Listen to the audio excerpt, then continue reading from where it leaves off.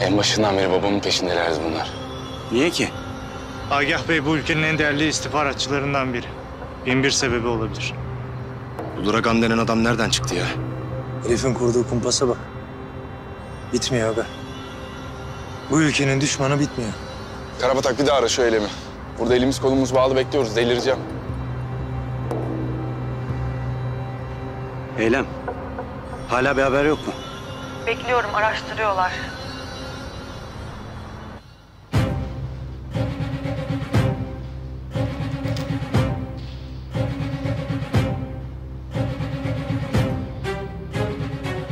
Beni bulmak için bu kadar zahmete girdiğine göre başımıza bayağı bir bela olacaksın belli. Acele etmeyin Agah Bey. Daha yeni ısınıyoruz. Siz beni tanımazsınız. Ben Ahmiç kasabı Dragan.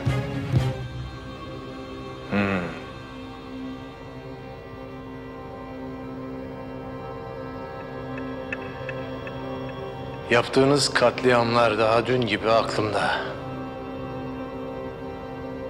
Orada, o güzelim ülkede, o güzelim insanları sözde medeni olan 10 kadar ülkenin arasında silahsız, savunmasız bıraktınız. Evet. Yardım çığlıklarını görmezlikten geldiniz. Çocukları, kadınları öldürdünüz. Hem de kahpece. Ama o insanlar size kahramanca direndiler. Soykırımlarınız, katliamlarınız onların gözlerini korkutmadı. Aksine daha da çok kenetlendiler birbirlerine. Yenileceğinizi anlayınca da barış müzakerelerine başladınız. Öyle değil mi? Detaylarla ilgilenmiyorum Agah Bey. Ama hatırladığım kadarıyla evet, binlercesini öldürdük. Pislik. De bakalım. Ne istiyorsun benden? Milli Güvenlik Protokolü.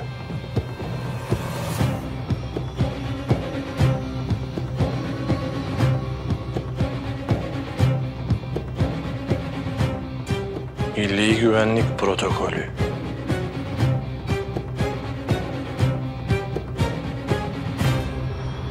Anlaşıldı, tamam. Yeni bir yer tespit etmişler. Alanı daraltıyorlar. Hazırlanıp hemen oraya gitmemiz lazım. Bana bir silah verin.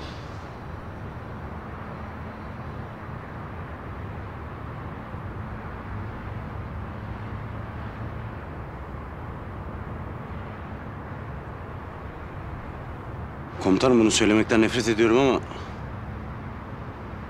hala görevde değilsiniz. Babamı kurtarmaya gitmeyi düşünmüyorsunuz değil mi? Yanarsak hep beraber yanarız. Komutanım zaten ölü.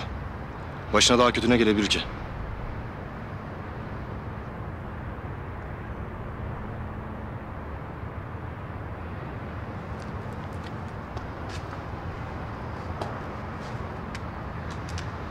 Eyvallah.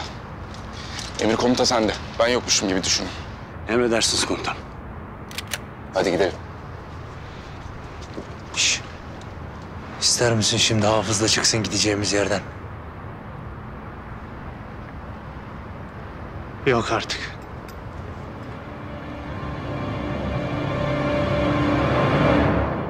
Benden hala tam olarak ne istediğini anlayamadım.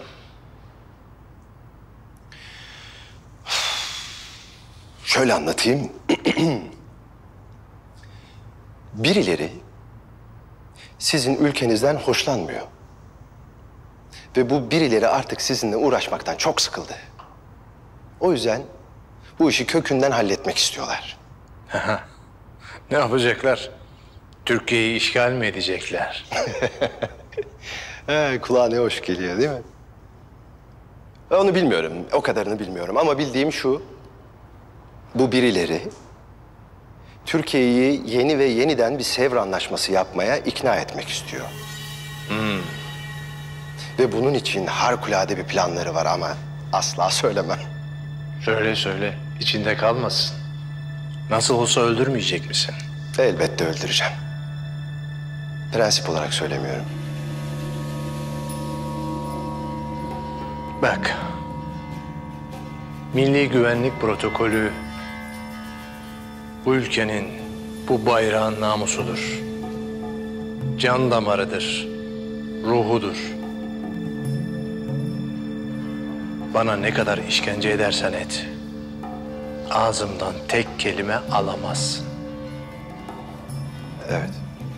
Evet. Peki şöyle söyleyeyim. Bu birileri olası bir işgal durumunda müşterek ve eşgüdümlü bir sivil direnişle karşılaşmak istemiyorlar.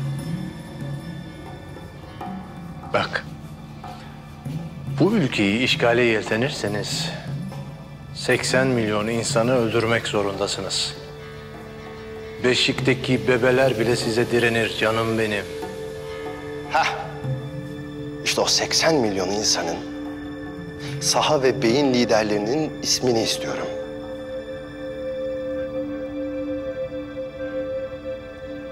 O listeyi istiyorum Agah Bey.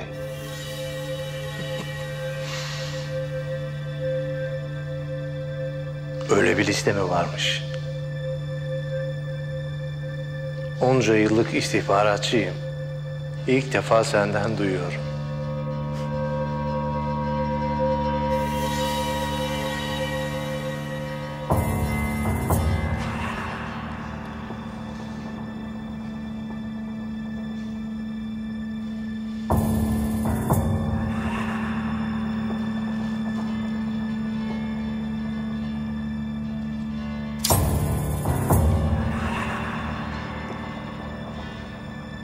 Ben de onca yıllık kasabım. İlk defa sizin gibi direnen birini gördüm.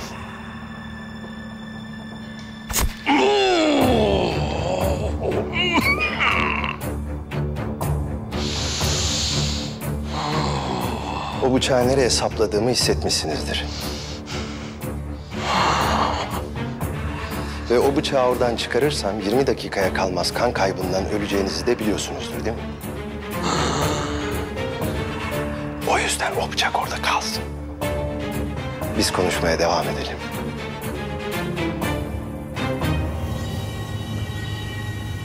Komutanım iyi misin? Hala inanamıyorum yaşadığına. Bahar'ın öldüğü gün vardı ya. Evet. İşte o gün ben gerçekten öldüm avcı. Ya da ölmeliydim. Yaşamanın bu kadar pişmanlık vereceğini asla düşünmezdim. Böyle konuşmayın komutanım. Aramızdasın işte. Tamam.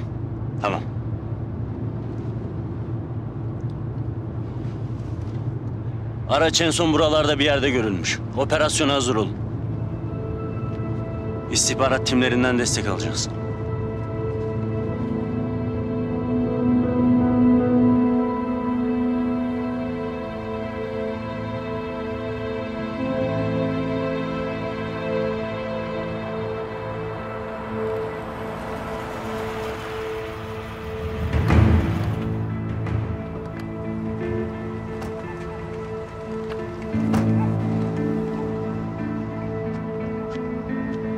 Emir komuta bizde. Tamam, sıkıntı yok. Tepenin arkasındalar. Operasyon yapacağız. Biz önden, siz arkadan. Anlaşıldı. Gidelim.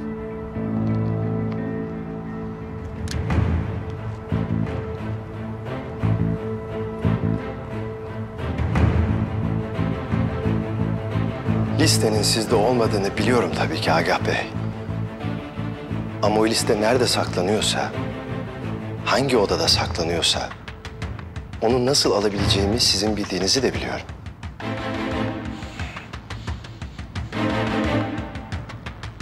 Of, içim şişti.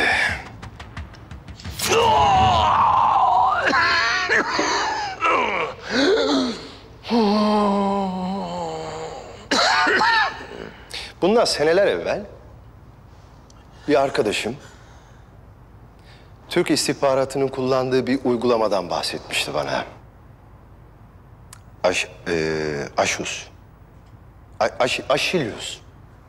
Aşilius uygulaması. Anlattığına göre istihbaratta çalışan önemli kişilere önemli bilgiler verildiğinde bu kişiler o bilgileri topuklarına gömerlermiş. Topuk kemiklerine. Deliliğe bak. Düşünsenize. Her adım attığınızda sızlayan bir ayak. Her sızladığında size devlete dair ne kadar büyük bilgiler taşıdığınızı ve bunun önemini hatırlatan bir ayak. Hakikaten deli kafası. Belki şehir efsanesidir, belki gerçektir, bilemem. Deneyelim mi? Ulan sapık. Ben ömrümü vatanıma, bayrağıma adamışım. Senin gibi şarlatanları çok gömdük. Gömmeye de devam edeceğiz, merak etme. Benim gibi binlerce var. 10 binlerce var. Her yerdeyiz. Dünyanın her yerindeyiz. Dünyanın her yerindekileri öldürürüz o zaman. Sorun yok. Hadi deneyelim.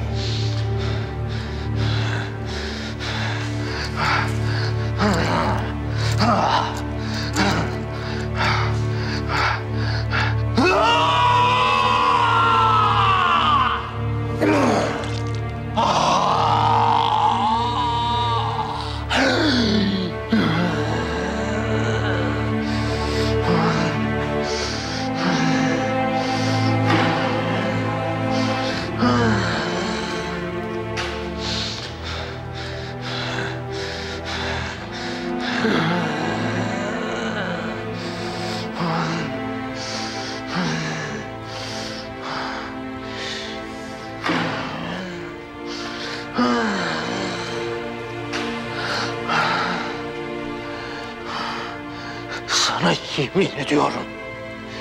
Bu yaptığın yanına kalmayacak. Bu yaptığın yanına kalmayacak. Tabii kalmayacak. Draga, geliyorlar.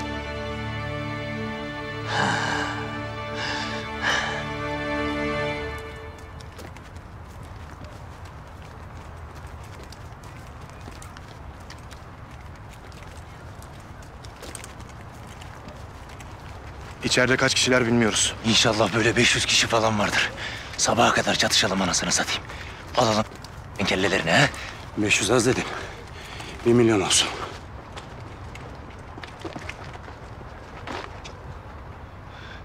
Yavuz komutanımı da bulmuşuz. Bir ay çatışırım anasını satayım.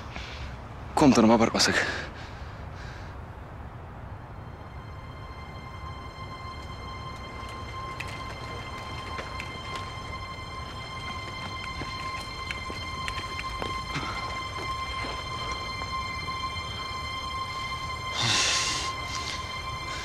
Komutanım iyi gözükmüyorsun. İyiyim ben, iyiyim. Komutanım sen burada kal. Biz önden girelim. Tamam mı? Hiç.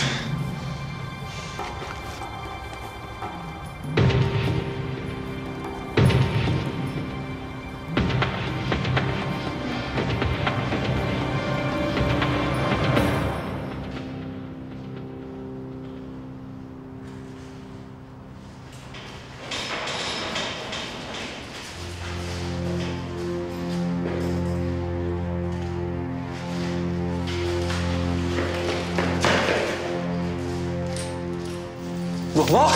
Baba! Babam! Babam! Baba! Baba! Baba! Baba kendine gel, aç gözünü. Aç. Baba, aç gözlerini bak. Geldim, kurtulduk. Yavuz. Tamam baba. Oğlum. Baba buradayım, tamam. Oğlum. Dur. Bilmen gereken bir şey var oğlum. Baba yorma kendini.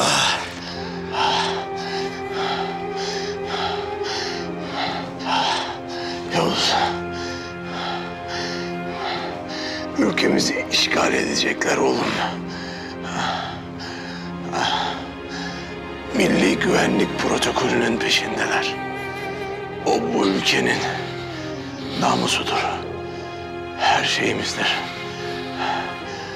Ne yap ne et. Ele geçirmelerine izin verme. Sakın. Sakın.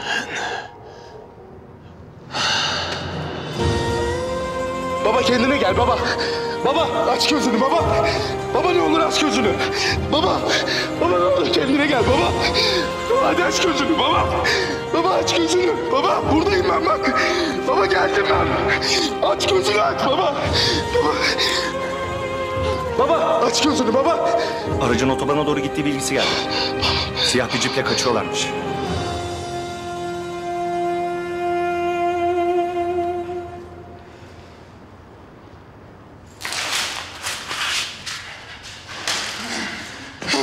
Komutanım. Çaylak hadi çaylak. Keşanlı bırakmayın peşini.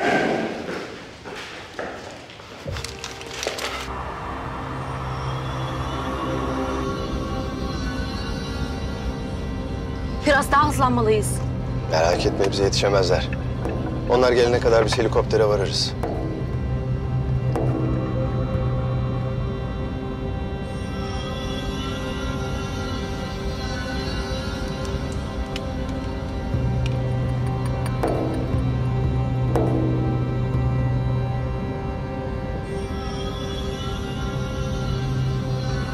İstediğimiz tüm bilgiler onun içinde mi?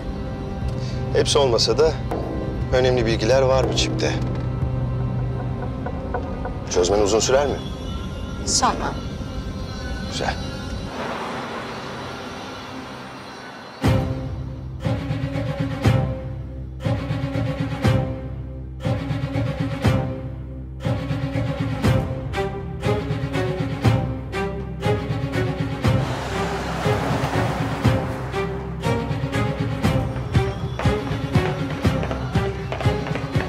Görebiliyor musun? Yok komutanım. Kaybetmememiz lazım çaylak. Koş bu taraftan. Hadi.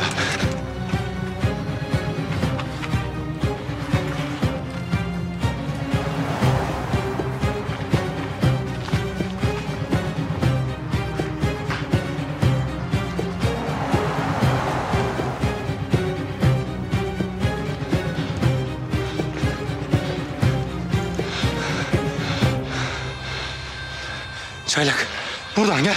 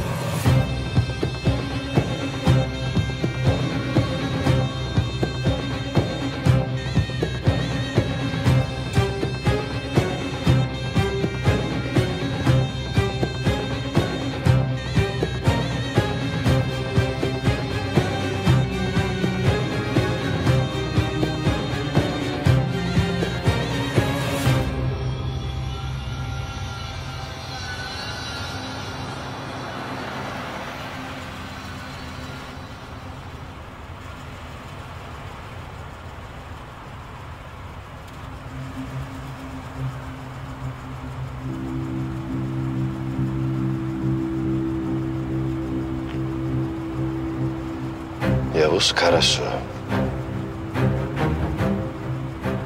Sür.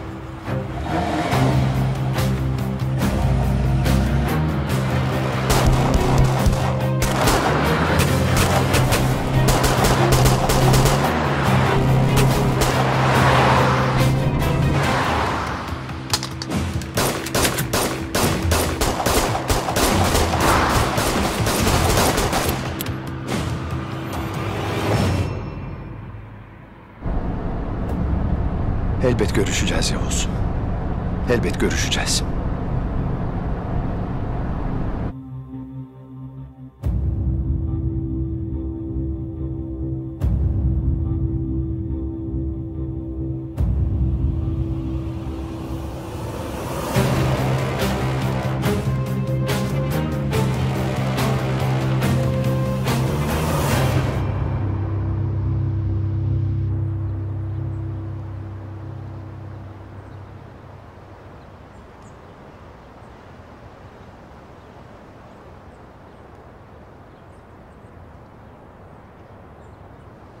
Mekanı cennet olsun, başınız sağ olsun.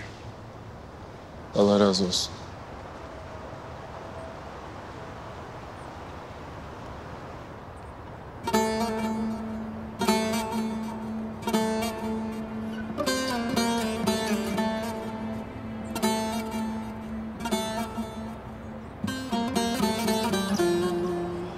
Bu kadar acı çekilir mi ya? Kader ne varsa çekilir dayı oğlum.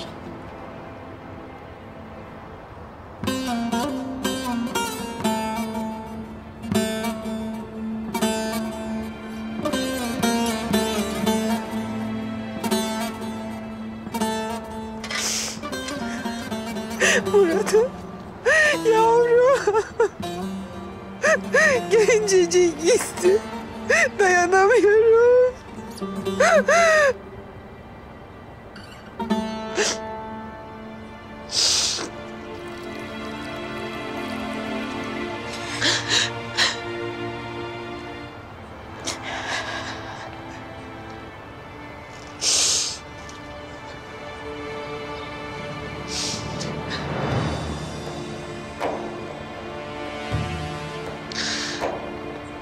Keşke zamanı geri döndürebilsem.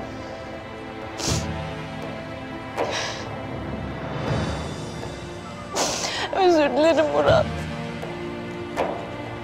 Özür dilerim kardeşim.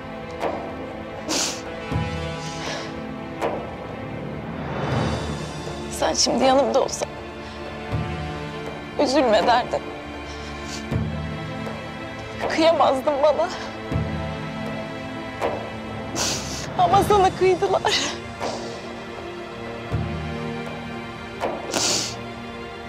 Kahraman kardeşim benim. Canım. Canım. Oğlunuz bir kahramandı. Sayesinde onlarca can kurtuldu. Onu hiçbir zaman unutmayacağız. Başınız sağ olsun. Vatan sağ olsun. Hanımefendi, başınız sağ olsun. Sayın savcım, Sağ ol. başınız sağ olsun. Vatan sağ olsun. Sağ ol. Sağ ol. Allah razı olsun. Başınız sağ olsun. Vatan sağ olsun. Sayın savcım, cenazeye katılmak için izin isteyen bir grup var. Tabii. Kimmiş?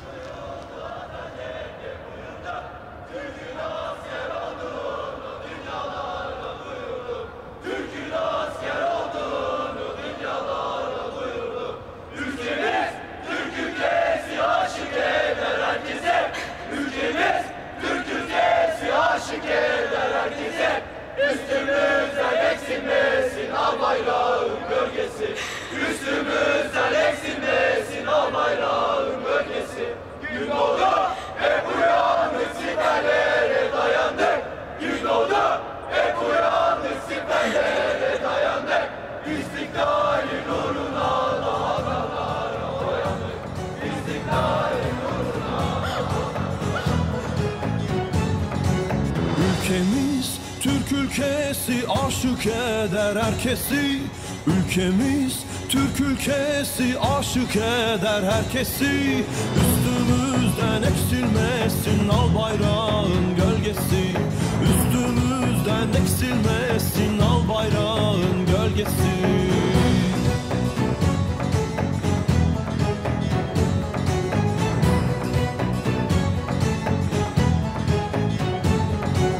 Üstümüzden eksilmesin al bayrağın gölgesi.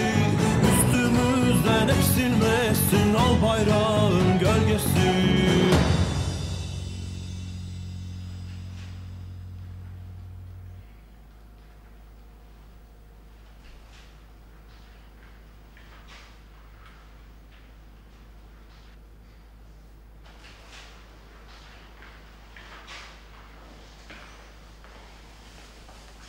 Ne oldu?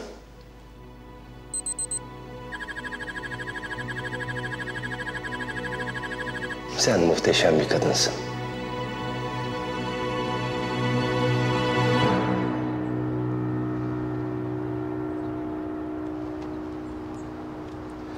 Yavuz. Bizi bekliyorlar. Kim? Devlet büyüklerimiz.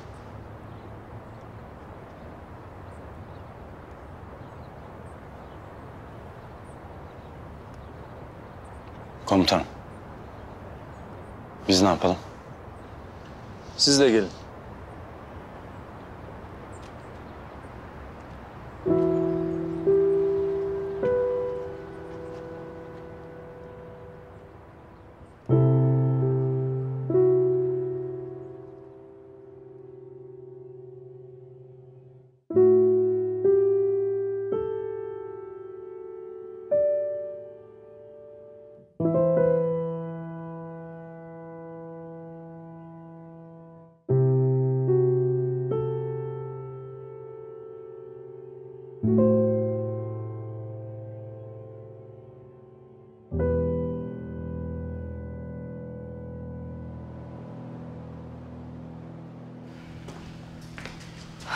Hoş geldiniz.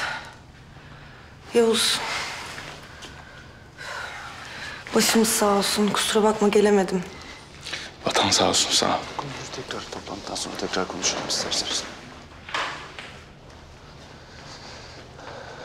Buyurun geçelim. Beyler siz burada bekleyin. Emredersiniz komutanım. Sen bizimle gel.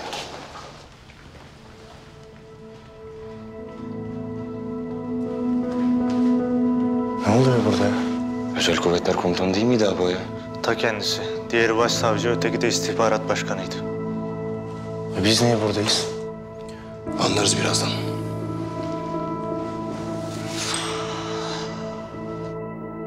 Yavuz, ben sizi tanıştırayım. Savcı Derya Hanım.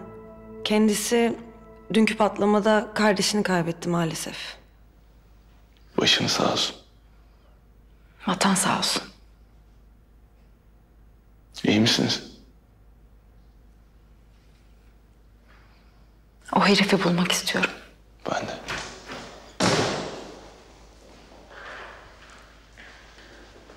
Hoş geldiniz.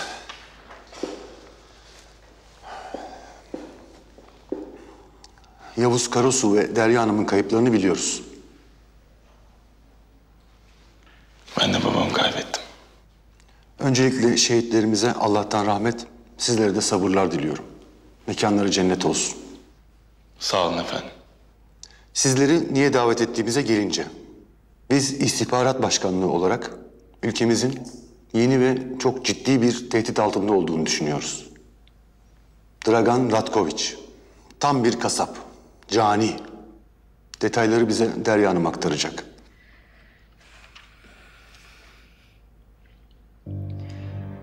Dragan Ratkoviç. Bilinen lakabıyla kasap. Görüntüleri göstermeden önce sizi uyarmam gerekiyor. Pek kolay sindirilecek şeyler değil.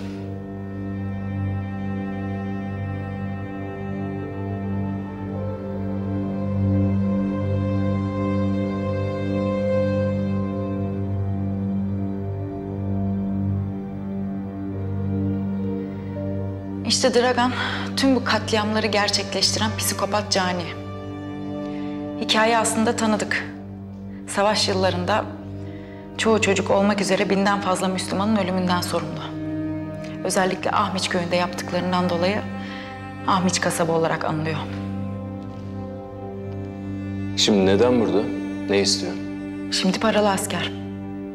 Parayı veren için her türlü eylemi yapıyor. Tabii Türkiye'de olmaktan ayrıca mutlu olduğunu inkar edemeyiz.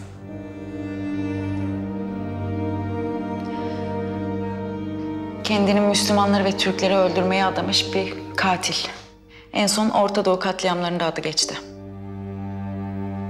Dragan Ratkoviç şimdi bazı devletler adına çalışıyor. Bu paralı asker çok değerli bir devlet büyüğümüzü şehit etti. Ve daha da önemlisi devletimizin çok önemli sırlarına erişme imkanı var. Devletimizin bize verdiği yetki ve sağladığı inisiyatif çerçevesinde Sayın Özel Kuvvetler Komutanımız ve Sayın Başsavcımızla birlikte bir istişare toplantısı yaptık.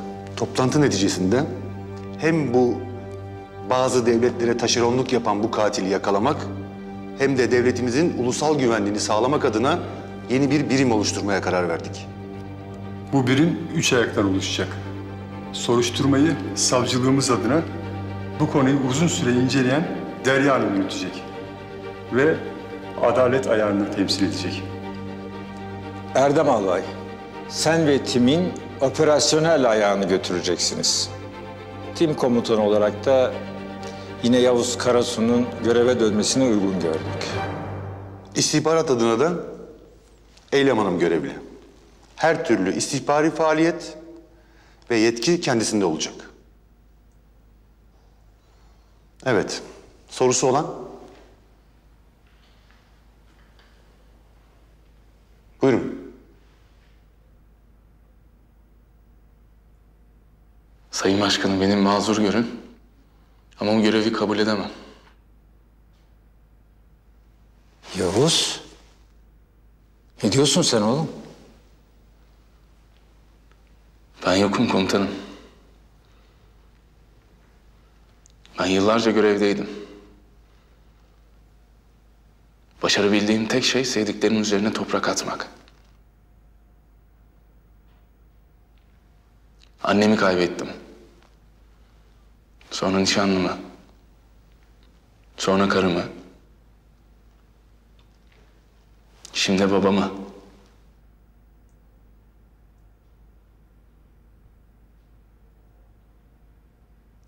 Bu işi beceremediğim çok açık değil mi? En yakınımdakileri, sevdiklerini koruyamayan bir adam nasıl olacak da ülkesini koruyacak? O ne demek Yavuz? Sen iyi bir askersin. Bir zamanlar öyleydim komutanım. Ben kendimi bu şerefli üniformaya layık görmüyorum. Lütfen beni mazur görün. Müsaadenizle. Yavuz. Erdem sakin. Yavuz çok kötü şeyler yaşadı. Biraz anlaştık olalım. Üstüne gitmeyin. Emredersiniz.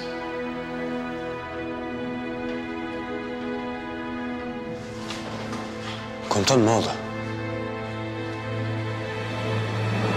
Göreve dönmemi istiyorlar.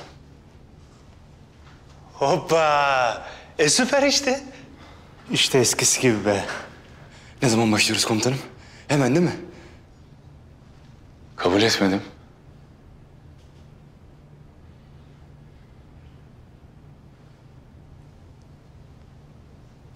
Ne yapmadım dedin komutanım?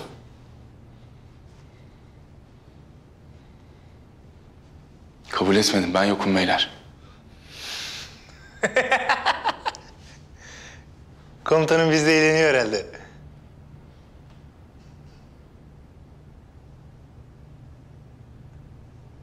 Komutanım. Nasıl kabul etmezsin ya? Komutanım. Her şeyi geride bırakıp yeniden başlama fırsatı işte. Gidip hep beraber o herifin tepesine binelim. Çaylak bir dakika dursana. Komutanım içeride ne olup bittiğini bize anlatır mısın düzgün bir şekilde?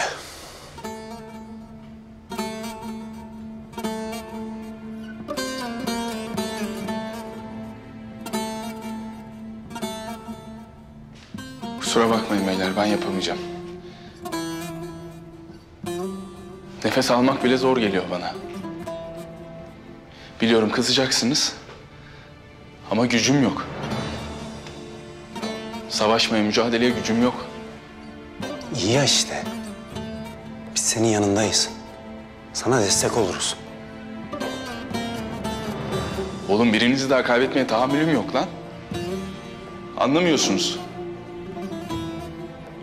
Affedin beni. O ne demek ya? Dünyanın şeyini yaşadın komutanım. Sen de insansın, robot değilsin. Haklısın.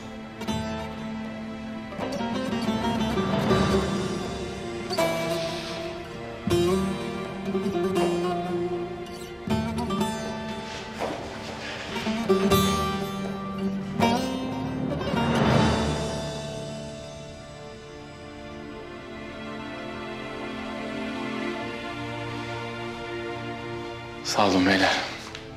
Yavuz.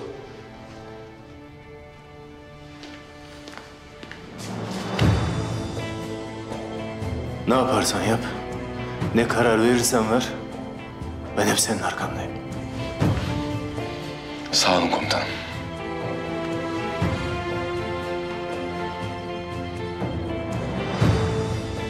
Arada bir çay içeriz be.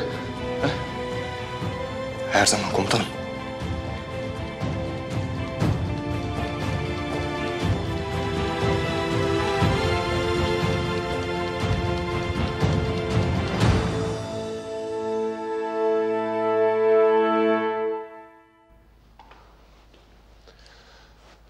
Kusura bakmayın komutanım.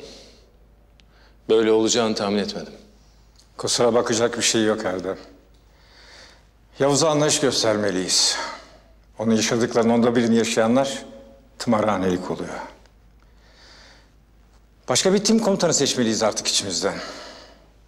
Ya da birini bulmalıyız. Emredersiniz.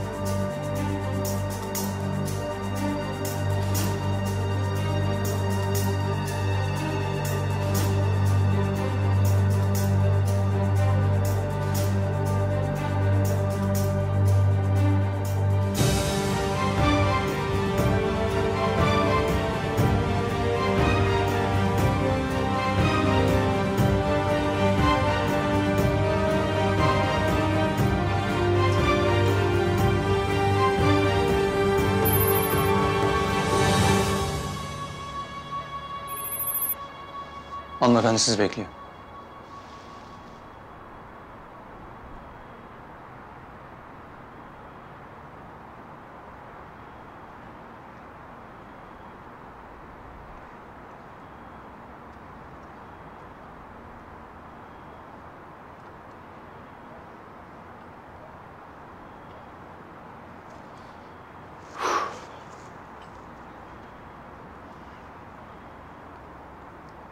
İyi akşamlar. İyi akşamlar. Buyurun.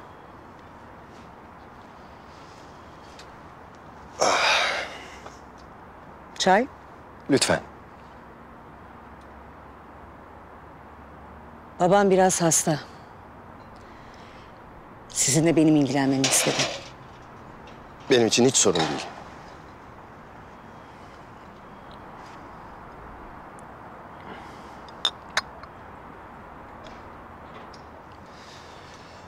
En iyi adamım Ivan Türklerin elinde. Ama bizim daha büyük sorunlarımız vardır Agam.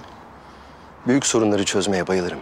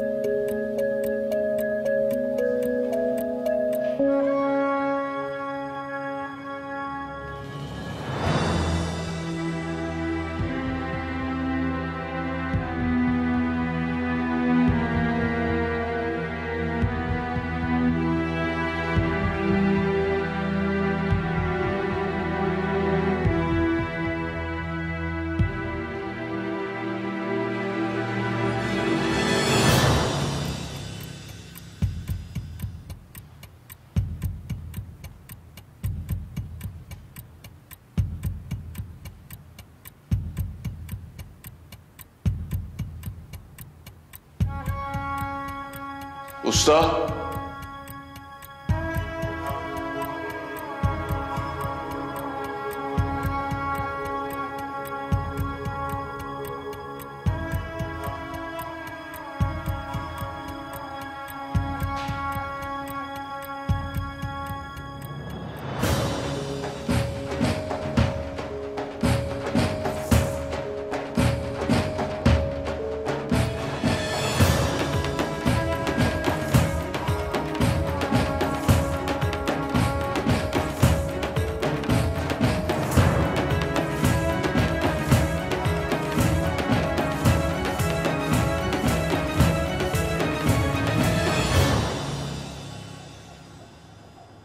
Usta?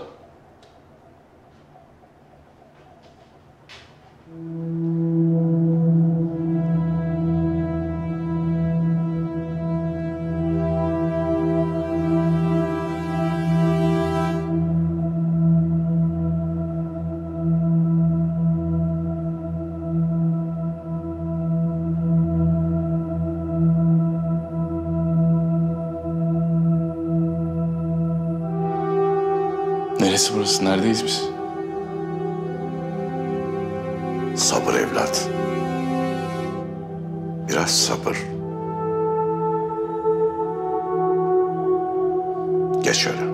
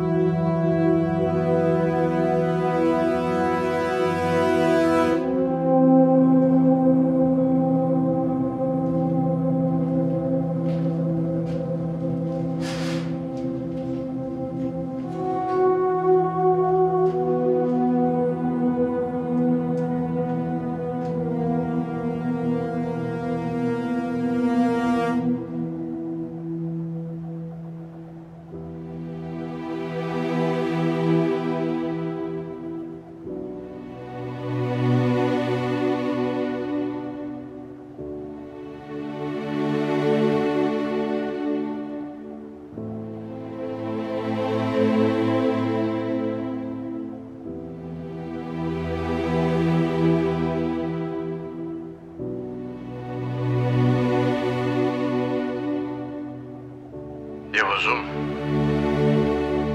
aslanım, bu videoyu izliyorsan ben çoktan Hakk'ın rahmetine kavuştum demektir.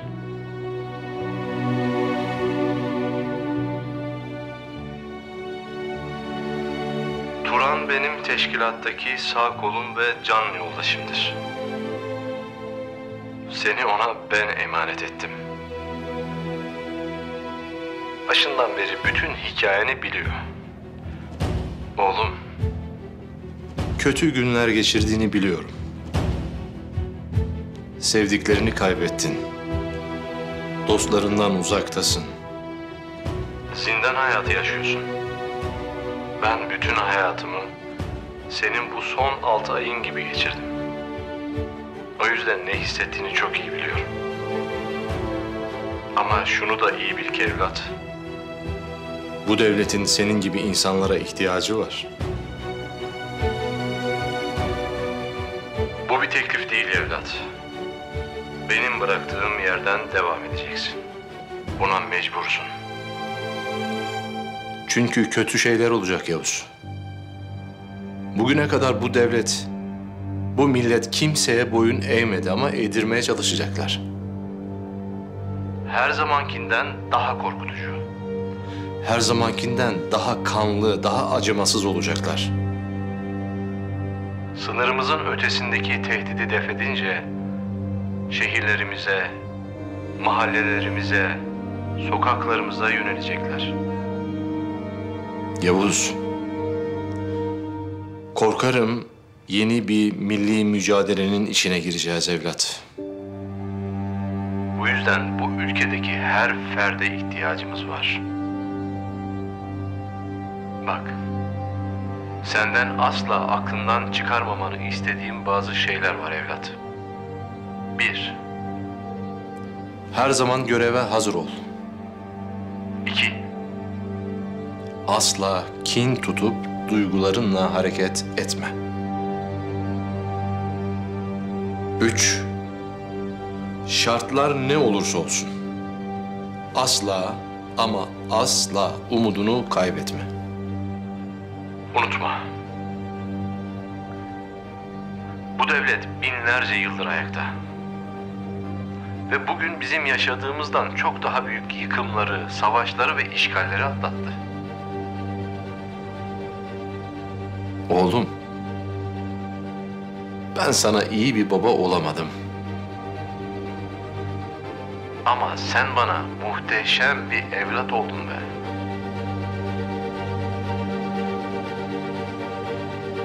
Allah senden razı olsun.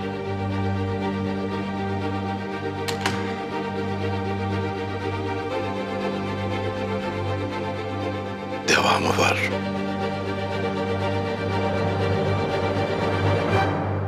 Yeni bir dünya, yeni bir düzen kuruluyor. Ama bazı beklenmedik gelişmeler canımızı sıkıyor. Ben oradaydım. Binlercesi öldü. Ölümden korkmayan bir topluluğu neyle korkutabilirsiniz ki? Bundan keyif alıyorlar. Neden korktukları umurumda bile değil. Durdurulmaları lazım. Orta Doğu'da başlattığımız noktanın gerisine gittik. Onlara silah satmadık. Kendileri yapmaya başladılar. Örgütü sınırlara kadar yerleştirdik. Şimdi sınırı teleskopla bile göremiyorlar. Ben plana sadık kaldım. Ne dediyseniz onu yaptım. Agah'tan mikroçipi aldım fakat içinden istediğimiz şey çıkmadı. Ne çıktı? Örgüte sızmış olan bir takım muhbir ve istihbarattan elemanların listesi. Örgütü kullanmak için iyi bir malzeme. Bir avuç aptal sürüsü. Bu önemli değil. Önemli olan kullanışlı olmaları. Bundan sonra ihtiyacın olduğu her an yanında sadece Turan olacak. Sen ve Turan'dan başka hiç kimse senin nasıl bir görev aldığını bilmeyecek evlat. Erdem, Eylem ve tim arkadaşların, eğer evlenirsen karın, çocuğun olursa çocuğun ölene kadar bilmeyecek.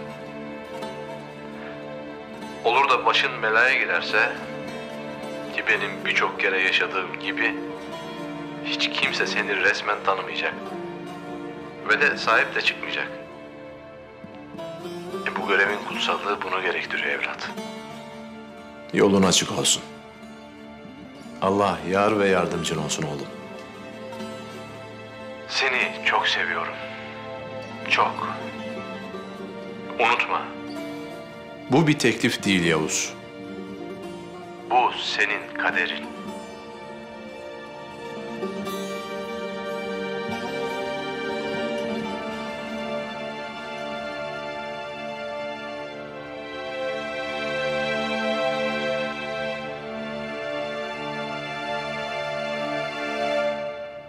Milli güvenlik protokolü denen şeyi bulmalısın Dragan.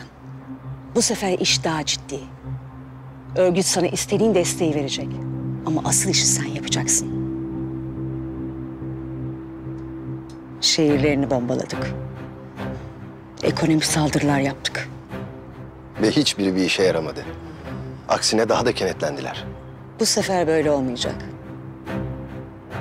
100 sene önce bugünlerde şehirlerinde İngiliz, İtalyan, Fransız askerleri geziyordu. O manzarayı görmek için neler vermez.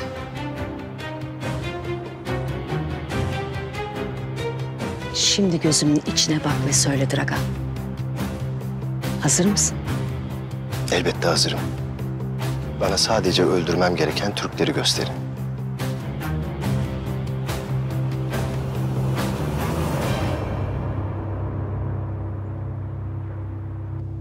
Şimdi. Hazır mısın evlat?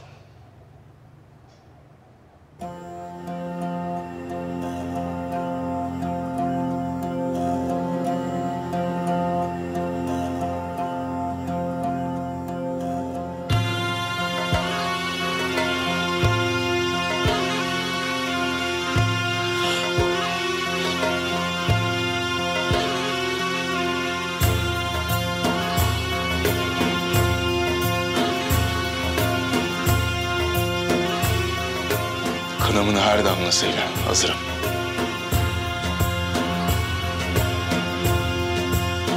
Hazır olduğunu biliyordum. Babam bunu görse gurur duyardı seninle. Ama şunu bil. Bu ülke seninle gurur duyuyor.